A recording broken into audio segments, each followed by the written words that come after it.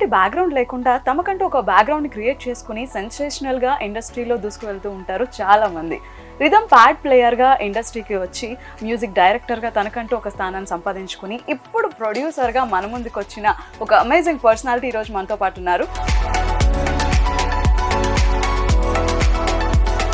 He's none other than Sai Karthik గారు. He's with us. First thing, నాకు మిమ్మల్ని చూడగానే మీతో మాట్లాడగానే అడగాలనిపించిన విషయం, ఎలా ఫీల్ అవుతున్నారు ప్రొడ్యూసర్గా? ప్రొడ్యూసర్గా ఏం ఫీల్ అవ్వట్లేదు, మ్యూజిక్ డైరెక్టర్గానే ఫీల్ అవుతున్నాను. అనిల్ రావిపూడి గారు అంటే ఎంటర్టైన్మెంట్ అసలు రీసెంట్ డైరెక్టర్స్ లో, అండ్ అలానే రవితేజ గారు అంటే ఫుల్ ఎనర్జీ, క్రేజ్. వాళ్ళిద్దరికి ప్రాపర్ సెట్. వీళ్ళిద్దరు కాంబినేషన్, మీ మ్యూజిక్ సెన్సేషన్. జర్నీ ఎలా జరిగింది? అంతవరకు మాక్సిమం అనిల్ కూడా ఫైట్ చేశాను, ఎందుకంటే వరకు మాక్సిమం అంటే మా ఇద్దరు కాంబినేషన్ అయితే. అంటే ఈ సోషల్ మీడియా ఇన్ఫ్లుయెన్స్ ఇండస్ట్రీ మీద ఎలా ఉంది, ఈ రేజ్ ఎలా ఉంది అనుకుంటున్నారు? అది అలా చెప్పలేమండి. మనకి హిట్ పడుతూ ఉంది అనుకోండి, భలే ఉందండి సోషల్ మీడియా మీద అంటాం. మనకి హిట్ పడలేదనుకోండి, ఈ సోషల్ మీడియా వల్లే పాడైపోయినాం. How do you balance your ups and downs?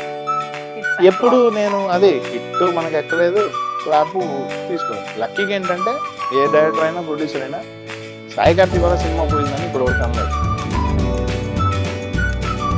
అంటే మీ ఫిల్మ్కి అసలు ప్రొడ్యూస్ చేస్తున్నప్పుడు మీ ఫిల్మ్కి మీరు మ్యూజిక్ చేయడం అది కొంచెం డిఫరెంట్గా ఏమన్నా అనిపించింది? యా, ఎందుకంటే అందరూ చాలా మంది అడిగారు, ఎందుకంటే నువ్వు ప్రొడ్యూస్ చేస్తున్నావు కాబట్టి ఇంకా అసలు మ్యూజిక్ ఇంకా నెక్స్ట్ లెవెల్.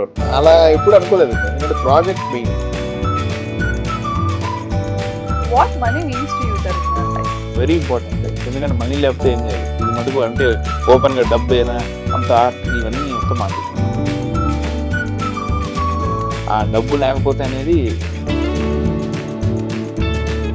కొన్నిసార్లు ట్యూన్స్ చాలా బాగా కుదురుతాయి, అది సినిమా వెళ్ళకపోవడం వల్ల ఆ సాంగ్ అలా నాకు ఎక్కువ ఉంది, అలా నాకు చాలా ఉన్నాయి. ఎందుకంటే సినిమాలు ఆడలేదు, నాకు దాన్ని పాటలు తీసి పైసా సినిమా ఆడలేదు, కానీ పైసా ఆడియో ఇప్పటికీ మీతో ఏదో అంటే నేనుగా పైకి ఇచ్చిందంటే దాంట్లో